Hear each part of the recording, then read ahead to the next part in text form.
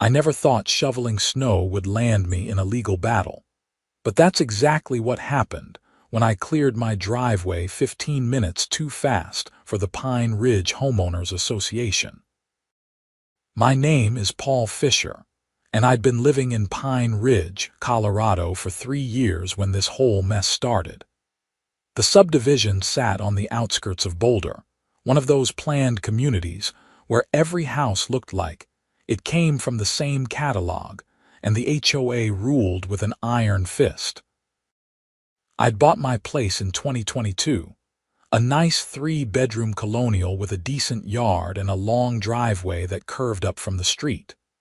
The neighborhood was quiet, the neighbors mostly kept to themselves, and I figured I could live out my days here without much trouble. I should have known better. The woman who ran the HOA was named Karen Northfield, and she was exactly what you'd picture when you heard that name. Mid-50s, highlighted blonde hair cut in a sharp bob, always wearing athletic wear even though I'd never seen her exercise, and carrying a tablet everywhere she went to document violations. She'd been the HOA president for 7 years, and from what I'd heard from the neighbors who'd been around longer, she treated the position like she was running a small country. The trouble started on January 8, 2026. Colorado had been hit with a massive snowstorm the night before, one of those winter blasts that dumped nearly 2 feet of snow across the Front Range.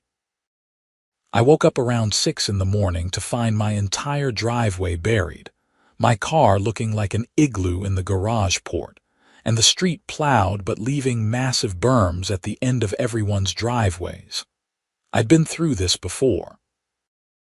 I had a solid snow blower, a Toro 826 that I'd bought my first winter here, and I knew the drill.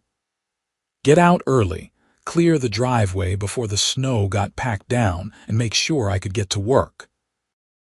I worked as an IT consultant for a firm downtown, and while I could work remotely most days, I had an important client meeting that afternoon that required me to be in the office. I bundled up in my winter gear, started the snow blower, and got to work. The machine chewed through the snow like butter, and I made quick work of the driveway. The whole job took me maybe 40 minutes, and by 7:15, I had a clear path from my garage to the street. I even cleared the sidewalk in front of my house, which according to city ordinance, I had to do within 24 hours of snowfall. I was standing there, admiring my handiwork and feeling pretty good about starting the day productively, when I saw Karen's white Lexus SUV crawling down the street. She drove slowly, her head swiveling from side to side like she was on patrol. When she reached my house, she stopped. I waved, trying to be neighborly. She didn't wave back. Instead, she pulled out her tablet, took several photos of my driveway, and then drove on. That should have been my first warning. I went inside, showered, had breakfast, and headed to work. The roads were messy but passable, and I made it to the office with time to spare. The client meeting went well, and I felt like the day was shaping up nicely. I got home around 6 that evening, tired but satisfied. There was an envelope taped to my front door. I pulled it down, already feeling a sense of dread. The return address was the Pine Ridge HOA. I opened it right there on my front porch, the cold air biting at my fingers. It was a violation notice. According to the document, I had violated Section 14, Paragraph 8 of the HOA bylaws, which stated that all snow removal must be completed in a manner that does not create excessive noise disturbance during quiet hours. Quiet hours, apparently, were from 10 p.m. to 8 a.m. on weekdays. I'd started clearing my driveway at 6:30 in the morning. I'd finished by 7:15. The fine was $300. I stood there, reading the notice 3 times, convinced I was misunderstanding something. But no, it was clear. Karen had determined that my snow blower was too loud, that I'd started too early, and that I owed the HOA $300 for the privilege of clearing my own driveway so I could get to work. I went inside and immediately pulled up the HOA bylaws on my computer. I'd received a copy when I bought the house, but like most people, I'd skimmed through it and filed it away. Now I read every word of Section 14. The noise ordinance was there, buried in the middle of a long paragraph about maintaining peaceful enjoyment of the neighborhood. But there was something else too. Section 14, paragraph 12 stated that all driveways and walkways must be cleared of snow within 12 hours of snowfall ending, with priority given to emergency vehicle access. The snow had stopped around 5 a.m. By the bylaw's own rules, I had until 5 p.m. to clear my driveway. But I'd done it early, being responsible, and now I was being fined for it. I called the HOA office the next morning. A bored-sounding woman named Linda answered. "Pine Ridge HOA, how can I help you?" "Hi, this is Paul Fisher from 2847 Meadowbrook Lane. I received a violation notice yesterday, and I think there's been a mistake. Hold, please." She put me on hold before I could say anything else. Music played for 3 minutes, then Karen's voice came on the line. "Mr. Fisher, this is Karen Northfield, HOA president. I understand you're calling about your violation notice." "Yes, I am. I cleared my driveway yesterday morning and I got fined for doing it too early.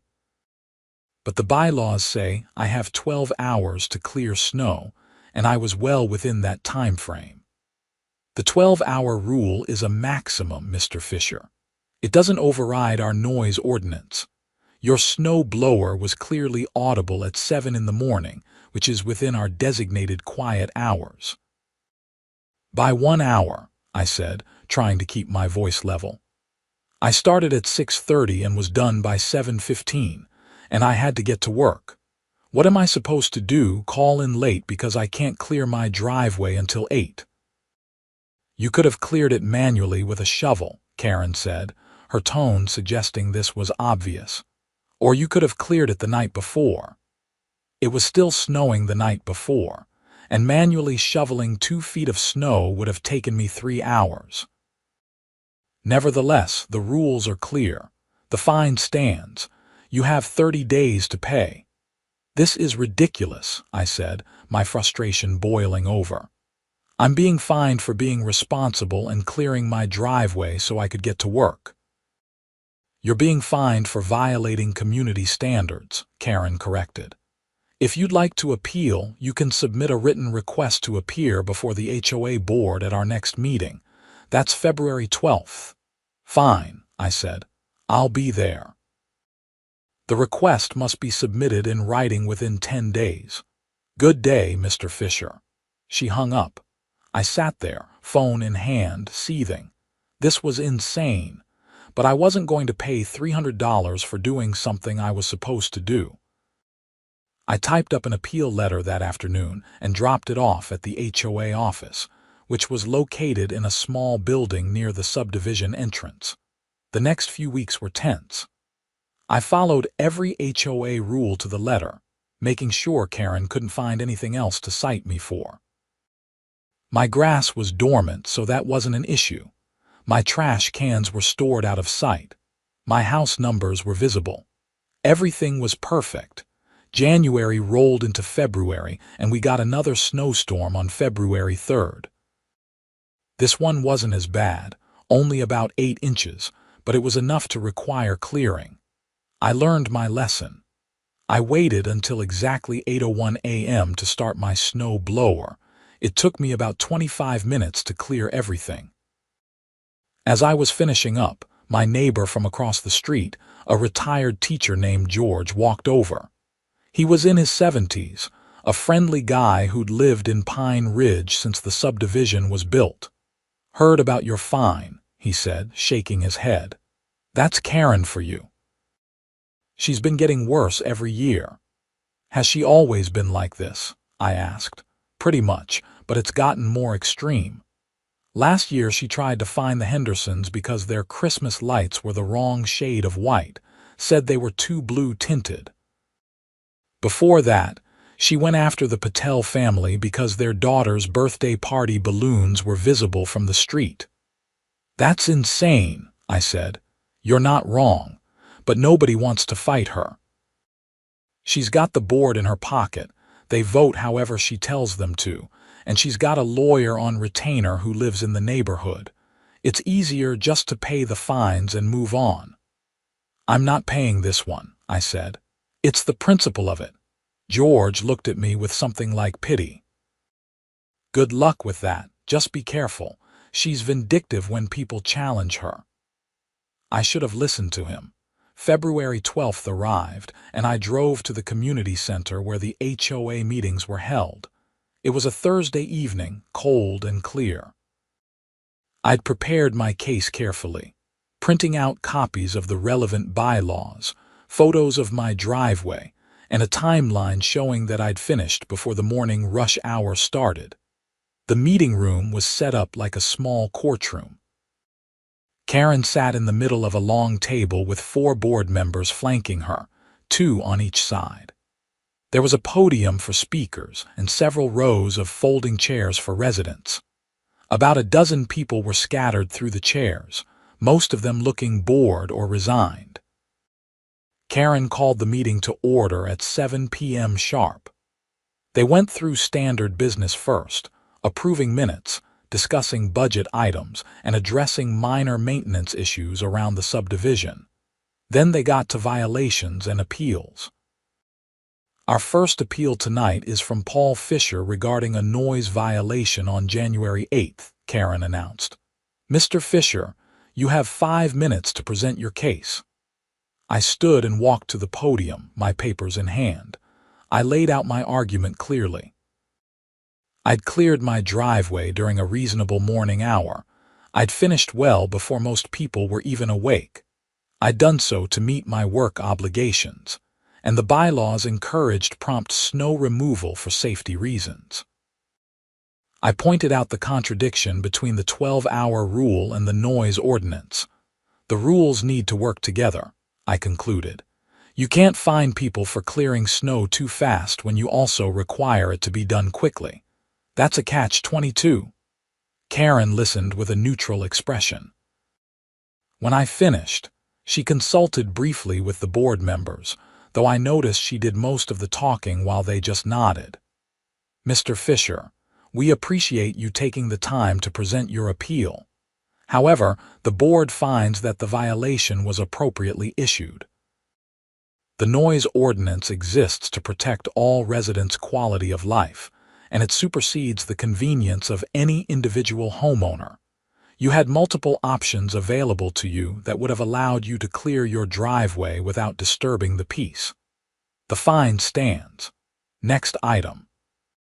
Wait, I said, not moving from the podium. You didn't even discuss it. You just decided. We discussed it, Karen said coolly. The decision is final unless you want to pursue mediation, which would cost you a $200 mediation fee on top of your existing fine. I looked at the board members. None of them would meet my eyes. They were all middle-aged or older, all looking uncomfortable but not willing to speak up. This is a scam, I said, my voice rising. You're just collecting fines, not actually enforcing reasonable rules. Mr. Fisher, you're out of order. Please sit down or leave the meeting. I gathered my papers and walked out, my face hot with anger and embarrassment. Behind me, I heard Karen move on to the next item as if nothing had happened. I sat in my car for 10 minutes, trying to calm down. Then I drove home, my mind racing. George had been right. This was a rigged game, but I wasn't going to play it. Over the next week, I did research. I looked into HOA law in Colorado, read through case studies, and joined online forums where people discussed HOA nightmares. What I found was both encouraging and depressing. On one hand, HOAs had significant power and could make homeowners' lives miserable. On the other hand, they weren't above the law, and if they overstepped, they could be held accountable. I decided I wasn't going to pay the fine. Let them try to enforce it. In the meantime, I'd follow their rules to the absolute letter. That's when the idea started forming. Another snowstorm was forecasted for the last week of February. This one was supposed to be bigger than the first two, potentially dropping 18 to 24 inches across the Boulder area. The Weather Service was already calling it a significant winter storm event. I started paying attention to the street layout in Pine Ridge. Our subdivision had one main entrance off Highway 36, which connected to Meadowbrook Lane, the street I lived on. Meadowbrook ran in a loop, with various smaller streets branching off it. My house was positioned on a curve of Meadowbrook, and my long driveway meant that when snow accumulated, the end of my driveway, combined with the street's snowbanks, created a significant bottleneck. More importantly, I noticed something I'd never really thought about before. The fire station that served our area was on the other side of the subdivision. To reach the eastern half of Pine Ridge, where about 60% of the homes were located, emergency vehicles had to come through the main entrance, travel down Meadowbrook, and pass directly in front of my house. It was the only route large emergency vehicles could take because of how the streets were laid out. Section 14, Paragraph 12 of the bylaws clearly stated that driveways must be cleared to maintain emergency vehicle access. But I wasn't going to clear mine during quiet hours. And I wasn't going to do it manually. The storm hit on February 25th, a Wednesday. It started snowing around noon and didn't stop for 26 hours. I watched it pile up, fascinated. The snow kept coming, heavy and wet, the kind that was perfect for building snowmen and terrible for moving. By Thursday morning, we had close to 2 feet, with drifts in some places reaching 3 feet. The subdivision's snow removal service cleared the main streets, but as always, they left massive berms at the ends of driveways. The berm at the end of mine was particularly impressive, probably 4 feet high and 12 feet long, a wall of packed snow and ice from the plow's blade. I didn't touch it. Thursday morning came and went. 8 a.m. passed, the end of quiet hours. I stayed inside, working from home, watching through my window. Around 9, I saw George clearing his driveway across the street. He waved at me. I waved back but didn't go out. By noon, most of my neighbors had cleared their driveways. Mine remained buried. Around 2 p.m. my doorbell rang. I opened it to find Karen standing there, tablet in hand. "Mr. Fisher, your driveway hasn't been cleared." "I'm aware," I said pleasantly. "The snow stopped at 2 p.m. yesterday. You have until 2 a.m. tomorrow to clear it per the bylaws." "Actually," I said, pulling out my phone where I'd bookmarked the relevant section, "I have 12 hours from when the snowfall ends. It's currently been less than 12 hours.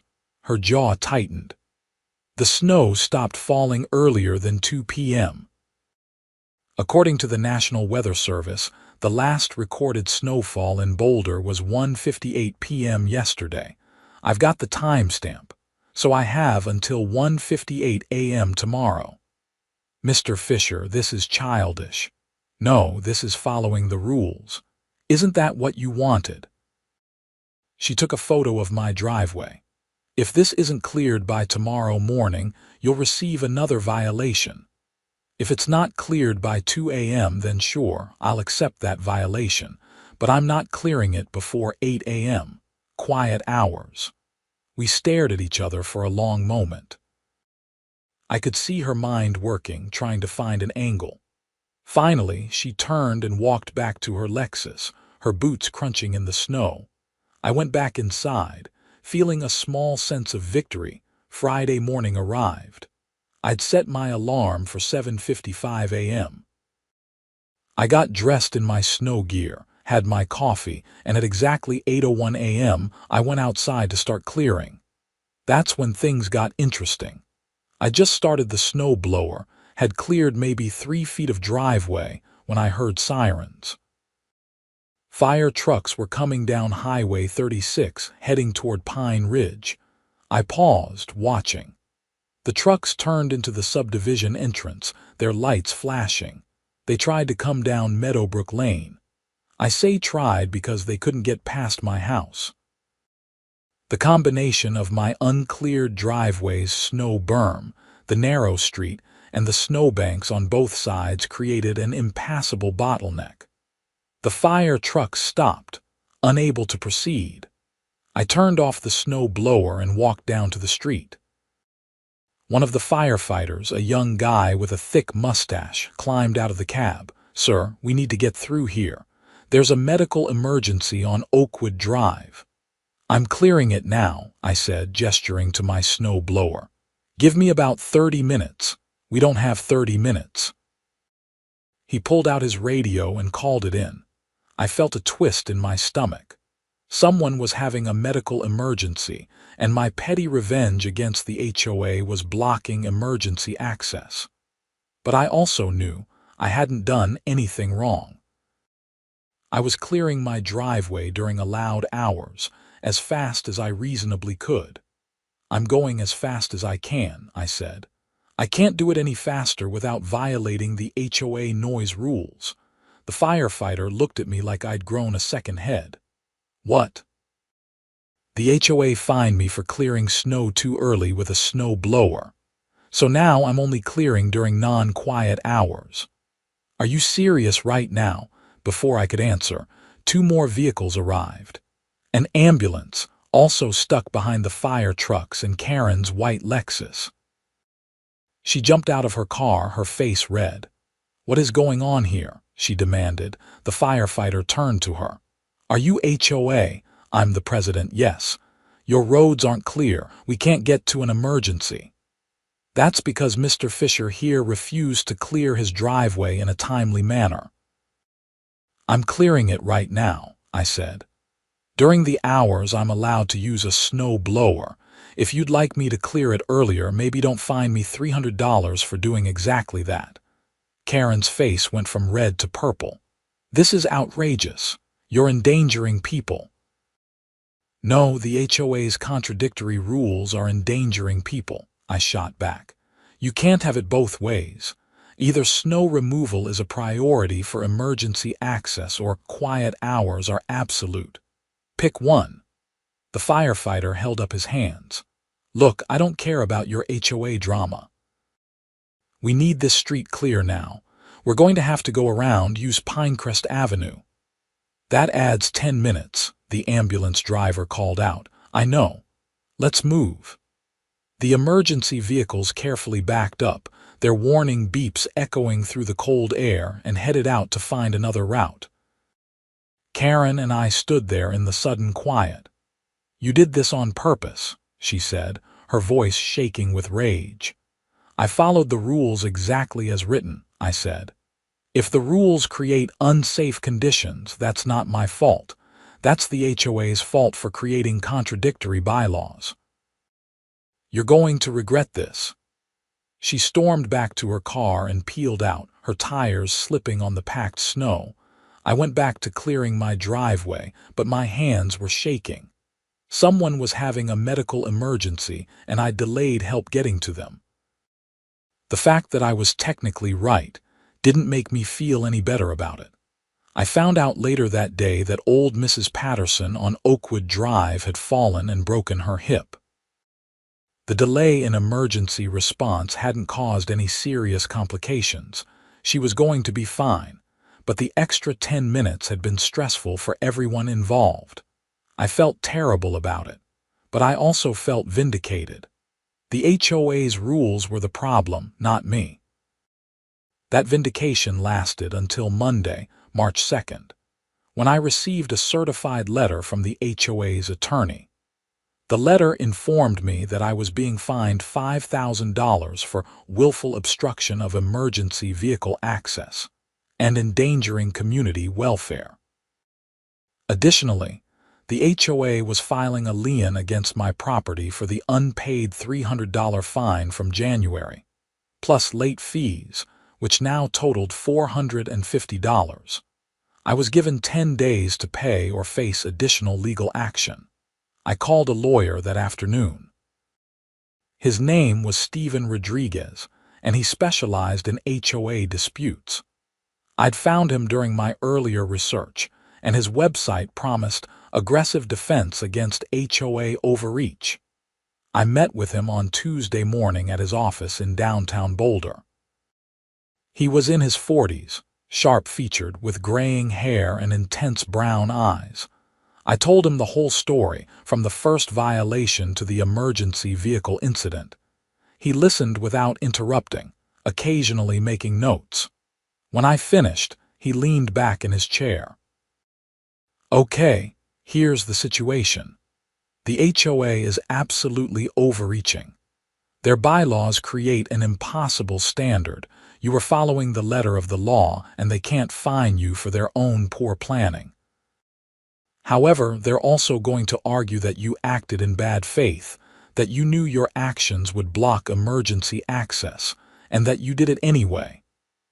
"I was clearing my driveway as soon as I was allowed to," I said. "I know, but intent matters." "Did you know the emergency vehicles would be blocked?" I hesitated. "I knew it was possible. I'd noticed the street layout." Steven nodded slowly. "That's going to be a problem.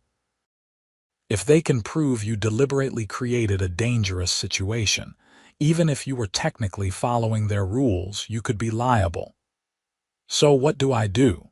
"First, don't pay anything. Second, we file a counter-complaint. The HOA's bylaws are contradictory and unenforceable. We argue that they create an impossible standard, and that any reasonable person would be confused about how to comply. We also point out that the HOA failed in its duty to ensure emergency vehicle access by not addressing the street layout issues. Third, we demand they revise their bylaws to remove the contradiction." "How much is this going to cost me?" "Retainer is $3,000. This could go to court, in which case we're looking at $10,000 to $15,000 total, maybe more." I winced. But what choice did I have? "Let's do it." Over the next 2 weeks, Steven filed our response. The HOA doubled down, filing an injunction to force me to pay the fines and threatening foreclosure on my house if I didn't comply. It was psychological warfare, and it was working. I wasn't sleeping well. I was stressed at work, and every day I came home expecting to find another threatening letter. The case was set for a preliminary hearing on March 24th at the Boulder County Court. In the meantime, I became persona non grata in Pine Ridge. Some neighbors avoided me. Others gave me dirty looks. A few people, like George, remained friendly, but even he kept his distance. March 24th arrived gray and cold. Steven and I met at the courthouse at 8:30 a.m. Karen was there with the HOA's lawyer, a slick-looking guy in his 50s named Walter Brennan, who lived in Pine Ridge and had been on the HOA board until recently. The hearing was before Judge Linda Vasquez, a no-nonsense woman in her 60s with a reputation for fairness. We all stood as she entered.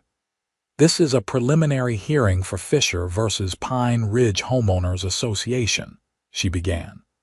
"We're here to determine if there's sufficient cause to proceed with the HOA's claims and to address the defendant's counter-complaint."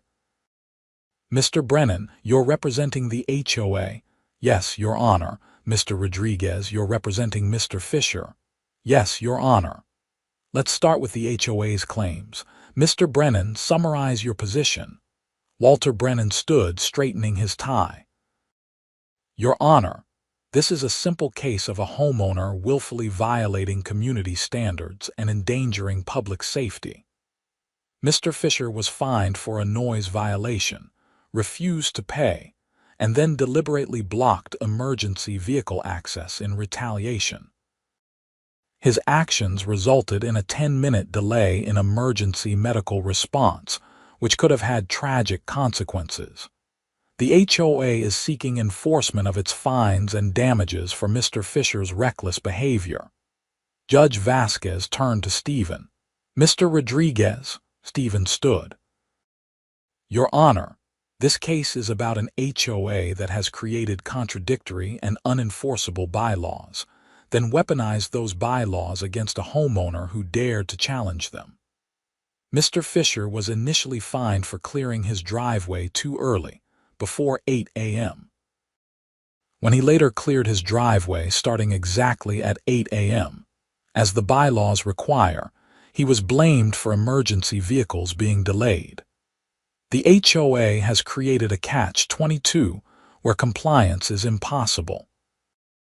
Additionally, the emergency vehicle access issue is a direct result of poor subdivision planning by the HOA and the developers, not Mr. Fisher's snow removal timing. I've reviewed the bylaws, Judge Vasquez said, looking at her computer screen. Section 14 does appear to have some contradictory language. Mr. Brennan, how does the HOA reconcile the requirement for timely snow removal with the noise ordinance? Your Honor, reasonable people use shovels during quiet hours or clear their driveways the evening before, as snowfall permits. Mr. Fisher's driveway is approximately 150 feet long, Stephen interjected. Manually shoveling 2 feet of snow would take 3 to 4 hours of intensive labor. That's not reasonable, especially when he owns a snow blower specifically for this purpose. Judge Vasquez made a note. Let's talk about the emergency vehicle incident. Mr. Rodriguez, what's your client's position on what happened? Mr. Fisher began clearing his driveway at 8:01 a.m., exactly when the bylaws permitted use of powered snow removal equipment. The emergency vehicles arrived approximately 3 minutes later. He was actively clearing the snow when they arrived and offered to continue, but they chose to find an alternate route. At no point did he refuse to clear the snow or deliberately block access. He was simply following the HOA's own rules. Did Mr. Fisher know that his uncleared driveway could block emergency access? The judge asked. This was the critical question. Stephen glanced at me, then back at the judge. Mr. Fisher was aware that the street narrowed near his property. However, he had no reason to believe emergency vehicles would arrive at that specific time, and he was complying with HOA bylaws by waiting until 8 a.m. to use his snow blower. Your Honor, Walter Brennan jumped in, Mr. Fisher has admitted to other parties that he deliberately planned this to retaliate against the HOA. We have witness statements. What witnesses? Stephen demanded. Mrs. Northfield observed Mr. Fisher acting suspiciously in the days before the snowstorm, taking measurements of his driveway and the street width. I felt my stomach drop. That was true. I had measured the street, though I'd done it weeks earlier during my research. Your Honor, Stephen said quickly, even if Mr. Fisher was aware that the street was narrow, that doesn't change the fact that he was following the HOA's bylaws. You cannot punish someone for legal compliance. Judge Vasquez held up her hand. Here's what I'm seeing. The HOA bylaws are poorly written and create conflicting requirements. That's on the HOA, not Mr. Fisher. However, if Mr. Fisher deliberately created a dangerous situation, even while technically complying with the bylaws, that could constitute reckless endangerment. I need more information. She shuffled some papers. I'm ordering the following. First, the HOA fines are stayed pending resolution of this case. No foreclosure proceedings, no liens. Second, I want an independent review of the Pine Ridge bylaws by a neutral HOA management company. I want a report on whether the bylaws are enforceable as written. Third, I want a full investigation into the emergency vehicle access issue. If the subdivision layout is inherently problematic, that needs to be addressed. We'll reconvene in 60 days. The gavel came down. We all stood as the judge left. Walter Brennan shot me a look that could have melted steel. Karen, sitting behind him, looked equally furious. Outside the courthouse, Stephen clapped me on the shoulder. That went about as well as we could have hoped. The judge sees the problem with the bylaws. But Paul, I need to ask you directly, did you deliberately set this up? I met his eyes. I followed the rules. That's all I did. He studied me for a moment, then nodded. Okay, just be careful. If they can prove intent, this gets a lot more complicated. The next 60 days were tense. The independent review was conducted by a company called Colorado HOA Management Solutions. They sent a team to Pine Ridge, interviewed residents, reviewed all the bylaws and violations from the past 5 years, and examined the subdivision layout. Meanwhile, I kept my head down. I didn't attend HOA meetings. I paid all my other dues on time, and I made sure my property was immaculate. Another small snowstorm came through in early April, and I cleared my driveway at exactly 8 a.m., documenting everything with photos and timestamps. Karen tried to bait me a few times. She sent me notices about minor violations. Things like my trash can being visible from the street 15 minutes too long, or my garage door being open during non-essential hours, whatever that meant. Stephen sent formal responses to each one, politely but firmly pointing out that the violations were either frivolous or based on non-existent bylaws. The report from Colorado HOA Management Solutions came back in mid-May. Stephen got a copy and called me immediately. Paul, you need to see this. It's bad for the HOA. I drove to his office that afternoon. He had the report printed out, all 47 pages of it, highlighted in multiple colors. The short version, he said, is that Pine Ridge has been operating way outside normal HOA standards for years. The bylaws are a mess, full of contradictions and unenforceable provisions. They've issued over 200 violations in the past 5 years, most of them questionable. And here's the kicker. There's evidence that the fines are being used to supplement the HOA's operating budget in ways that aren't properly disclosed. What does that mean? I asked. It means they might be committing fraud. HOA fees are supposed to cover specific services and maintenance. But if they're deliberately creating violations to generate revenue, that's illegal. Holy shit. There's more. The report confirms that the subdivision layout is problematic for emergency vehicle access. There are 3 major bottleneck points, including your street. The HOA has known about this for at least 3 years because the fire department sent them a letter in 2023 requesting that the street be widened or that parking be restricted during winter months. The HOA never responded. I leaned back in my chair, processing this. So they knew there was an access problem and did nothing about it. Exactly. And then they tried to blame you when it became an issue. The report recommends a complete rewrite of the bylaws and an audit of the HOA's finances. What happens now? We go back to court on May 20th. With this report, I'm confident we can get all the fines dismissed. I'm also going to recommend that you file a counter-suit for harassment and legal fees. May 20th came around fast. The courtroom was more crowded this time. Several other Pine Ridge residents had shown up. Apparently word had spread about the report. I recognized a few faces, including the Hendersons and the Patels that George had mentioned. Judge Vasquez entered, and we all stood. I've reviewed the report from Colorado HOA Management Solutions, she began. It's quite damning. Mr. Brennan, has the HOA board reviewed this report? Walter Brennan stood. He looked less confident than last time. Yes, Your Honor, The board disputes some of the findings. Which findings specifically? The report characterizes normal HOA enforcement activities as excessive. The board believes the report is biased in favor of the defendant. Judge Vasquez raised an eyebrow. The report was commissioned by this court and conducted by an independent third party with no stake in the outcome. Unless you have specific factual errors to point out, I'm going to give it significant weight. Brennan sat down without responding. Here's my ruling, Judge Vasquez continued. The Pine Ridge HOA bylaws, as currently written, are contradictory and unenforceable regarding the snow removal and noise ordinance provisions.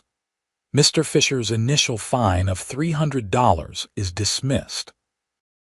The subsequent fine of $5,000 is also dismissed, as Mr. Fisher was attempting to comply with the bylaws as written.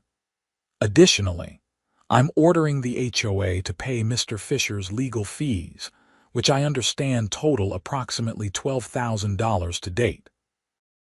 I felt a wave of relief wash over me. Stephen squeezed my shoulder. Furthermore, the judge continued, I'm ordering a complete audit of the Pine Ridge HOA's finances for the past 5 years. Based on the information in this report, there are questions about how violation fines have been collected and used. The Colorado State Attorney General's office will be notified to determine if further investigation is warranted. Karen, sitting in the gallery, turned pale. Finally, the HOA is ordered to address the emergency vehicle access issues identified in the report within 90 days. Failure to do so will result in daily fines of $500. This court takes public safety very seriously.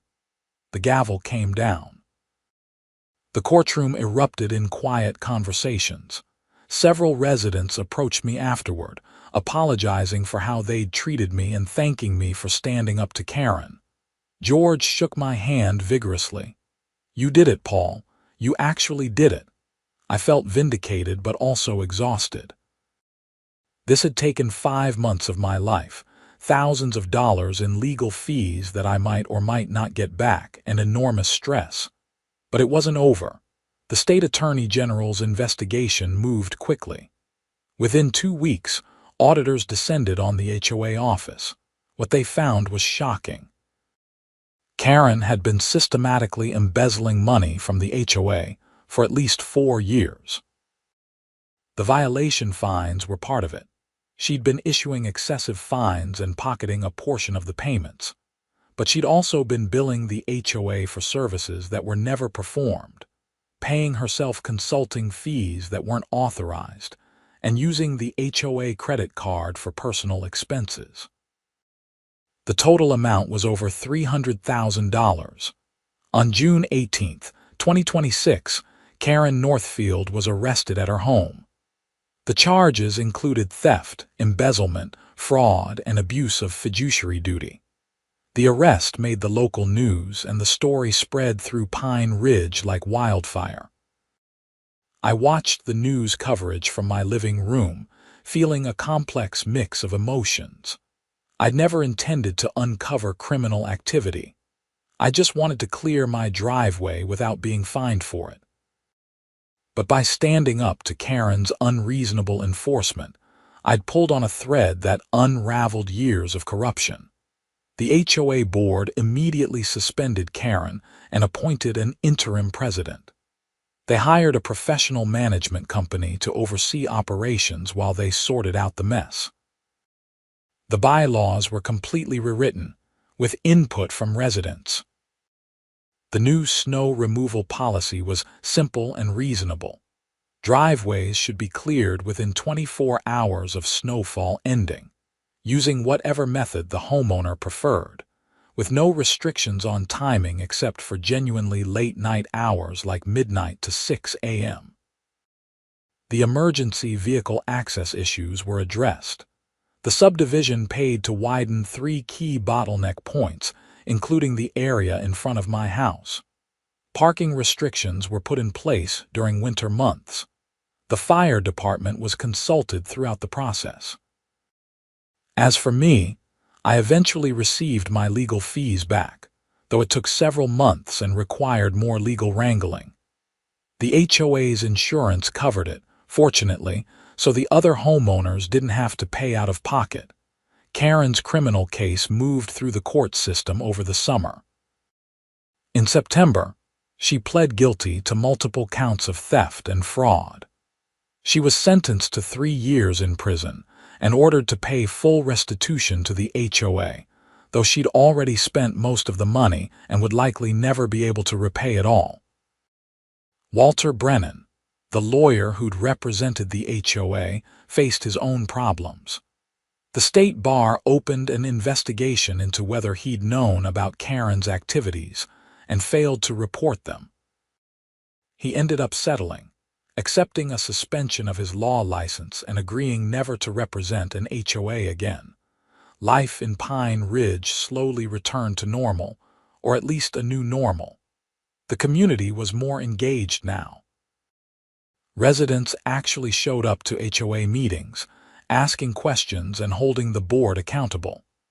Several new board members were elected, people who were committed to reasonable governance rather than petty enforcement. I stayed in my house. Some people suggested I should move, that too much had happened for me to be comfortable there. But I'd fought for the principle of the thing, for the right to live in my home without arbitrary and contradictory rules. I wasn't going to be driven out. George remained a good friend.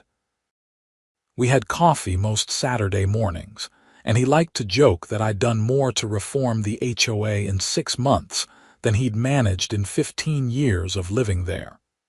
You know what the difference was? He said one morning in October, as we sat on his back deck watching the leaves change color. You didn't just accept it.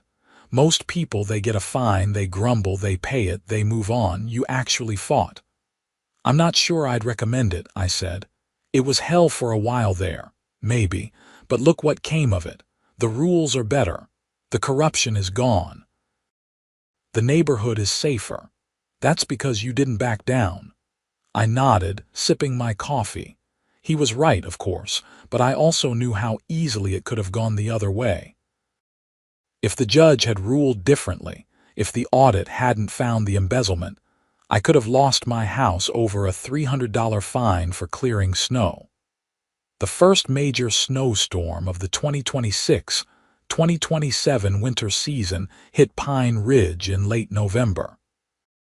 I watched it accumulate overnight, measuring about 14 inches by morning. When I woke up, I looked out at my buried driveway and had a moment of anxiety, remembering everything that had happened. Then I checked the clock. It was 7:30 a.m., well within the new reasonable rules. I bundled up, went outside, and started my snowblower. It roared to life, chewing through the fresh powder. The sound echoed through the quiet morning, and I didn't worry about it for a second. As I cleared the driveway, I saw other neighbors doing the same. Some used snow blowers.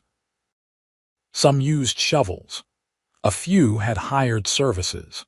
Nobody cared what anyone else was doing, as long as it got done safely and reasonably. I finished around 8:15 and stood back to admire my work. The driveway was clear, the sidewalk was clear, and the street had been professionally plowed with proper attention to the widened areas. My phone buzzed. It was a text from Steven Rodriguez, my lawyer. Saw the snow forecast. Hope you're staying warm and clearing that driveway whenever the hell you want. Cheers. I laughed and texted back a thumbs up. That afternoon, the new HOA president, a retired engineer named Rita Chen who'd been elected in August, sent out a community-wide email. It thanked everyone for their prompt snow removal and reminded residents about the resources available if anyone needed help clearing their property, particularly elderly or disabled homeowners. It was professional, helpful, and completely free of threats or violation notices. I saved that email. It felt like a small symbol of how much things had changed. Life moved on. The holidays came and went. I hosted Christmas dinner for a few neighbors, including George and his wife Martha. We ate too much, drank too much wine, and laughed about the absurdity of the whole HOA saga. It was starting to feel like something that had happened to someone else, a story I could tell rather than a trauma I was living through. In January 2027, almost exactly a year after the first violation notice had been taped to my door, I received an envelope from the Pine Ridge HOA. For a moment, my heart rate spiked. Then I opened it and saw it was the annual meeting notice and budget report. The budget was transparent, clearly showing where every dollar of HOA fees went. There was even a surplus from the previous year, which was being returned to homeowners as a credit against future dues. I filed the notice away and went about my day. That weekend, I was outside doing some yard work when a young couple walked by with a real estate agent. They were clearly looking at houses in the neighborhood. The agent was giving them the sales pitch about Pine Ridge's amenities and community atmosphere. The couple looked interested until the woman asked, "How's the HOA here? We've heard horror stories about some neighborhoods." The real estate agent hesitated, clearly weighing how to answer. Before she could respond, I called out from my yard, "The HOA's great now. New leadership, reasonable rules, very transparent. You should be fine." The couple looked relieved. The real estate agent shot me a grateful smile. After they walked on, I thought about what I'd said. It was true. The HOA was great now, but it had taken a fight to get there, one I hadn't wanted or expected. Sometimes standing up for something as simple as clearing your own driveway can expose much deeper problems. Sometimes refusing to accept unreasonable rules, even when it's easier to just pay the fine and move on, can lead to real change. I went back to my yard work, pulling weeds and trimming bushes, enjoying the simple pleasure of maintaining my home without worrying about some arbitrary violation notice. The legal battles were over. Karen was in prison, the bylaws were fixed, and the community was healthier for it. I'd gotten my life back, and more than that, I'd helped make Pine Ridge a better place to live. It had started with a $300 fine for clearing snow too efficiently.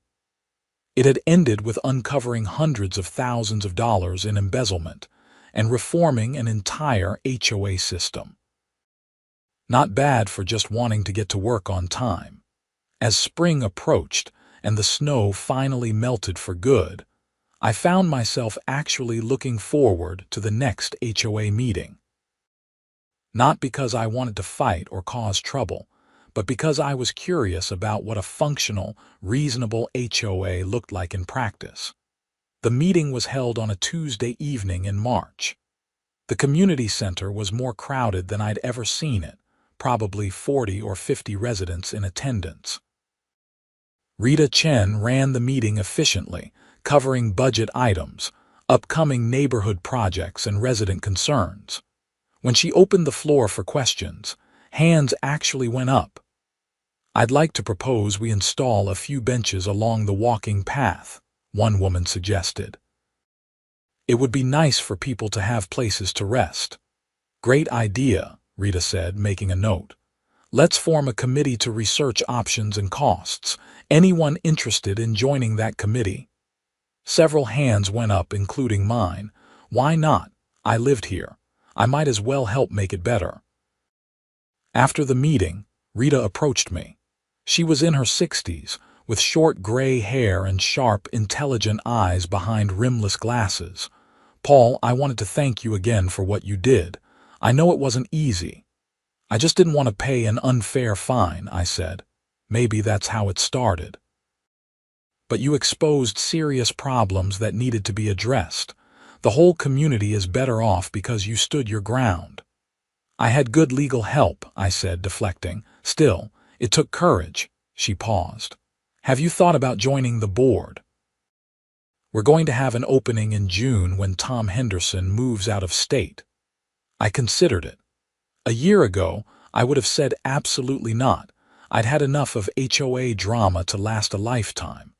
But now, with a functional board and reasonable people running things, it might actually be worthwhile. "Let me think about it," I said. She nodded. "No pressure, but you'd be good at it. You care about doing things right and you're not afraid to ask hard questions. That's what we need." I drove home that night thinking about her offer. My house sat quiet and dark on Meadowbrook Lane. The streetlight at the corner illuminated the widened section of road, the fix that had come from all the chaos. Emergency vehicles could get through easily now, even in the worst weather. Inside, I poured myself a drink and sat in my living room. The framed copy of Judge Vasquez's final ruling hung on the wall, something Stephen had suggested I keep as a reminder. I looked at it now, reading the key phrases. Contradictory and unenforceable bylaws. Plaintiff was attempting to comply in good faith. HOA failed in its duty to ensure reasonable governance. It had been a long, difficult fight, but it had been worth it. My phone buzzed with a text from George. "Good meeting tonight. Rita's doing a great job. Maybe there's hope for HOAs after all." I texted back. "Maybe, let's not get crazy." He sent back a laughing emoji. I finished my drink and got ready for bed. Tomorrow was a regular workday. No court appearances, no lawyer meetings, no stress about whether I'd lose my house over snow removal. Just normal life. As I turned off the lights, I thought about the young couple I'd talked to while they were house hunting. I hoped they'd decided to buy in Pine Ridge. It really was a good neighborhood now. The kind of place where the HOA existed to help residents, not harass them. Where rules made sense and were applied fairly. Where you could clear your driveway whenever you needed to without fear of arbitrary fines. It shouldn't have taken a court case and a criminal investigation to get there. But sometimes change only happens when someone refuses to accept the way things are. I'd been that someone, not because I'd planned it or wanted to be, but because I'd drawn a line at an unfair fine and refused to back down. The next morning, I woke to my alarm and got ready for work.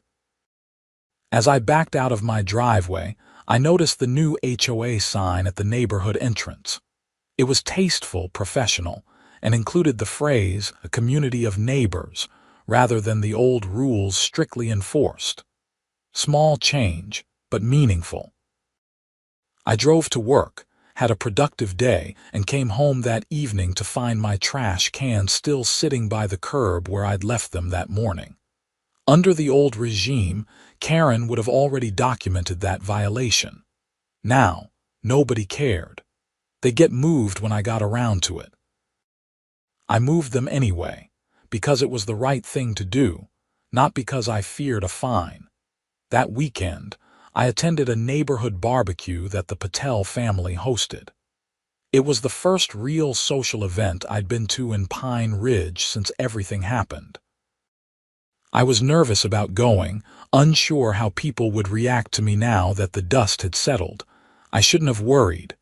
People were friendly, welcoming. Several thanked me for what I'd done. Others shared their own stories of ridiculous violations they'd received over the years. Fines for things like lawn grass being a quarter-inch, too tall, or holiday decorations being removed one day late. I got fined $100 because my kid left his bike in the driveway overnight, one father told me. Karen said it was an eyesore. It was there for maybe 8 hours. I got cited because my porch light burned out and I didn't replace it fast enough, another neighbor added. Apparently we have 72 hours to fix exterior lighting issues. I replaced it after 4 days because I was out of town. $50 fine. The stories kept coming, and I realized just how widespread Karen's petty tyranny had been. I'd gotten off relatively easy with just 2 fines. Some of these people had been dealing with constant harassment for years, but they'd paid the fines and suffered in silence because fighting seemed too hard, too expensive, too unlikely to succeed. "You gave us our neighborhood back," one woman said to me, her eyes actually tearing up. I know that sounds dramatic, but it's true. We were all living in fear of what she'd find next. Now we can just live here. I didn't know what to say to that. I mumbled something about being glad it worked out, but inside, I felt the weight of what had happened in a new way. This hadn't just been about me and my snow removal. It had been about an entire community being oppressed by someone who'd twisted the rules to serve her own agenda. As the barbecue wound down and the sun set over the mountains, I stood with George on the Patel's back deck, watching kids play in the yard below. "You ever wonder what would have happened if you just paid that first fine?" George asked. "Sometimes," I admitted. "Life would have been simpler. But Karen would still be running things. She'd still be embezzling. The bylaws would still be a mess." "True. You did good, Paul, even if it wasn't what you intended." I nodded. He was right. Sometimes the right thing happens by accident, because someone gets pushed too far and decides to push back. June arrived, bringing warm weather and the HOA board election. Rita had continued to encourage me to run for the open seat, and after much thought, I'd agreed to put my name on the ballot. 2 other people were also running, both long-time residents who seemed reasonable and committed to continuing the reforms. The election was conducted by mail-in ballot, and the results were announced at the June meeting. I won with 68% of the vote. I was now officially on the Pine Ridge HOA board. My first meeting as a board member was surreal.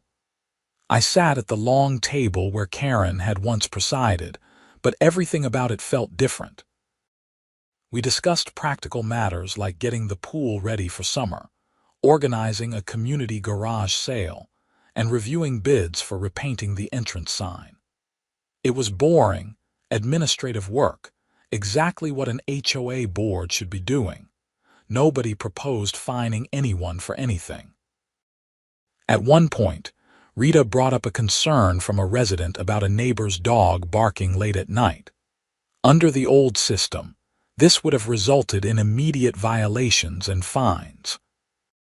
Now, Rita simply asked if anyone knew the residents involved and could have a friendly conversation with them about the issue. George, who was also on the board, volunteered. "I know them. I'll stop by and chat. It's probably just a training issue with a new puppy." And that was it. Problem solving through communication, not punishment.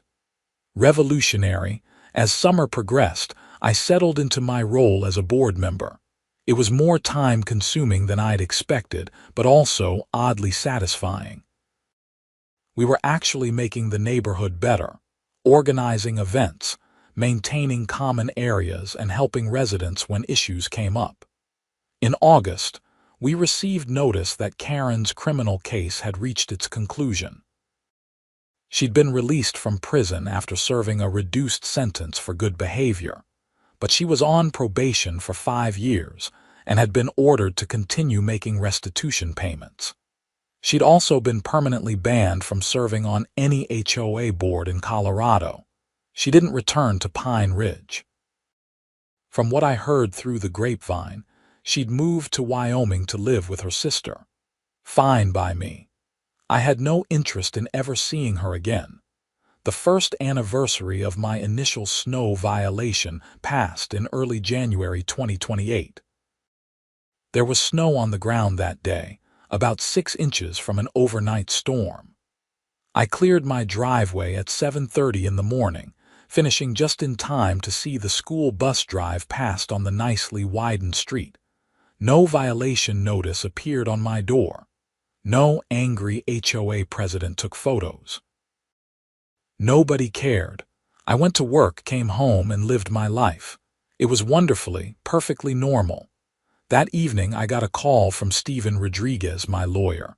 We'd stayed in touch occasionally over the past year and a half, mostly just checking in. Paul, I wanted to let you know something. That case you were involved in, it's being used as a precedent. What do you mean? Another HOA case in Denver. Similar situation, contradictory bylaws, excessive fines. The homeowner's lawyer cited Judge Vasquez's ruling in your case. It's helping them. I felt a strange sense of pride. That's good. It is. Your fight is helping other people now. Just thought you'd want to know. After we hung up, I sat with that information for a while. My stand against an unfair fine had rippled outward, creating change beyond just my neighborhood. Other people, trapped in similar situations with other tyrannical HOAs, were being helped by the legal precedent my case had established. Maybe that was the real victory. Not just fixing Pine Ridge, but helping to fix a broken system that gave petty tyrants too much power over people's homes and lives. As I sit here now, writing this all down, it's been over 2 years since that first violation notice appeared on my door. Pine Ridge is thriving. The HOA functions smoothly and fairly. Neighbors actually like living here. And I've learned something important about standing up for yourself, even when it's hard, even when it seems easier to just give in. Sometimes you have to fight. Not because you want to, but because the alternative is accepting injustice. And if you're lucky, if you're persistent, if you refuse to back down, you might just win. And in winning, you might help more people than you ever imagined. All because I wanted to clear my driveway and get to work on time. The snow still falls every winter in Colorado. I still clear my driveway with my trusty snow blower, and I never, ever worry about when I do it. That freedom, that simple ability to maintain my own property without fear or harassment, was worth every moment of the fight.